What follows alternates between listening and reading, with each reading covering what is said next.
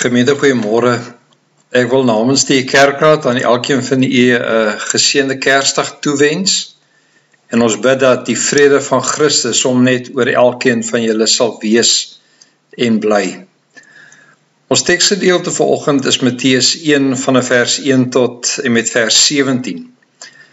Dit handel oor die geslagsregister van Christus en ek gaan vers 1 en vers 17 lees. Daar staan: die geslagsregister van Jesus Christus, die seun van Dawid, die seun van Abraham.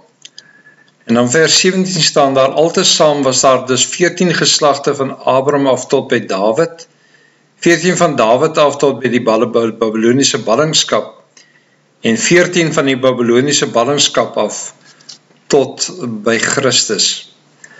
Nou as 'n mens dink aan 'n geslagsregister, dan is dit so dat vir baie van ons is dit maar net 'n klomp name wat verskyn.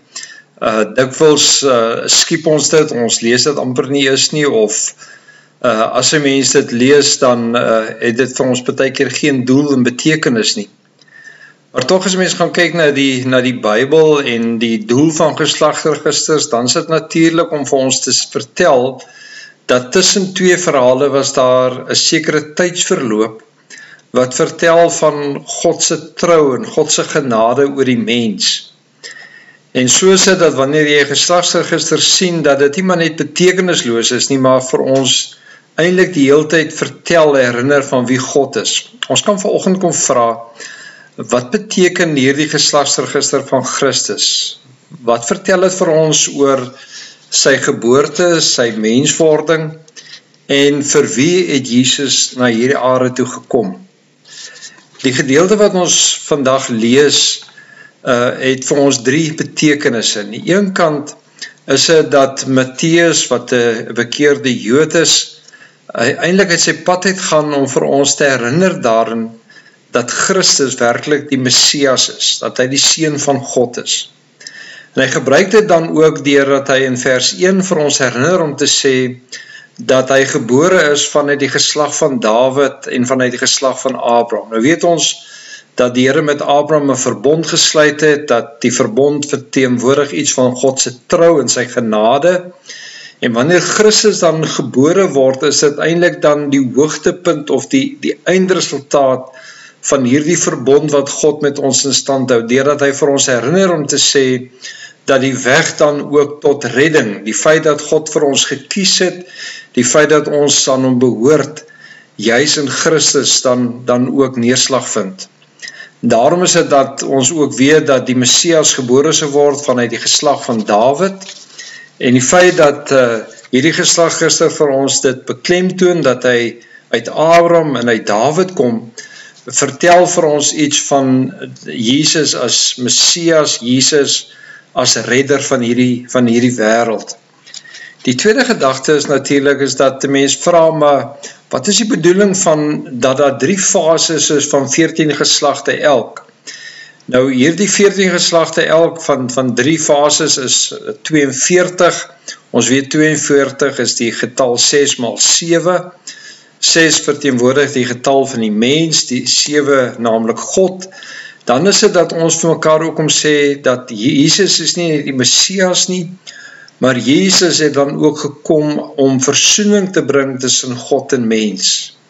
Dat in Christus vind daar vrede plaas tussen God en mens. As 'n mens gaan kyk na die name wat hier verskyn, dan sien ons dat Matteus doelbewus werk met die getal 42, die name van Joas, Amasia en Asaria word uitgelaat, Dawid word 2 keer getel en Maria se naam word ook bygevoeg, wat vir ons sê dat hy doelbewus werk met die getal 42, juis om vir ons te sê dat Christus gekom het om versoening te bring tussen God en mens.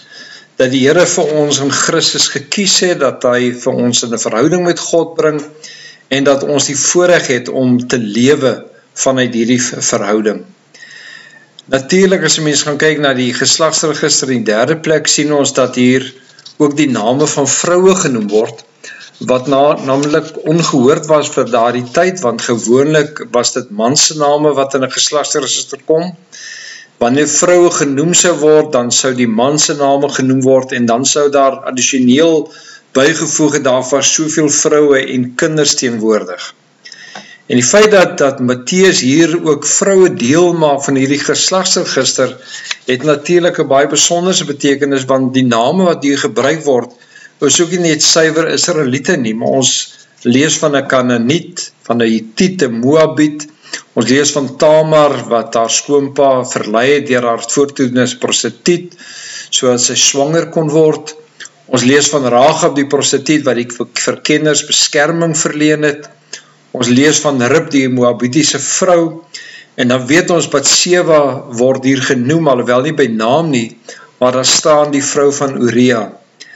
En die bedoeling dan is dat die Here gesê het dat hy gekom vir sondaars. Hy het gekom om nie net vir prinse en konings te kom sterf nie, maar vir gewone mense soos ek en jy.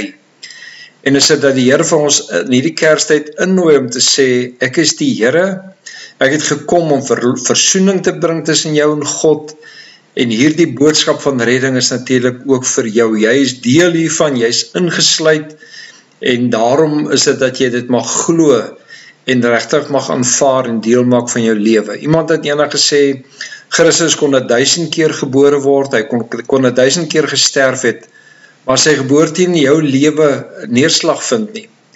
En dan het dit geen betekenis nie. En ek wil vir jou vanoggend innooi en te sê, aanvaar die verlossing wat Christus vir jou bewerk het. Glo dat Jesus jou redder is. Glo dat die Here vir jou gekies het en vir jou deel maak ook van God se plan, ook vir hierdie wêreld. En mag hierdie Kersdag vir jou herinnering wees dat God vir jou lief het, dat hy jou gekies het en dat hy vir jou deel maak van sy koninkryk. Kom ons bid saam. Here, baie dankie dat u vir ons gebore is, dat u deur u geboorte vir ons gesê het, dat u vir ons mens geword het, vir ons gekies het, dat u gekom het om verlossing te bring vir ons sondes, en dankie Here dat dit vir elkeen van ons is. Ons bid dit in Jesus naam. Amen.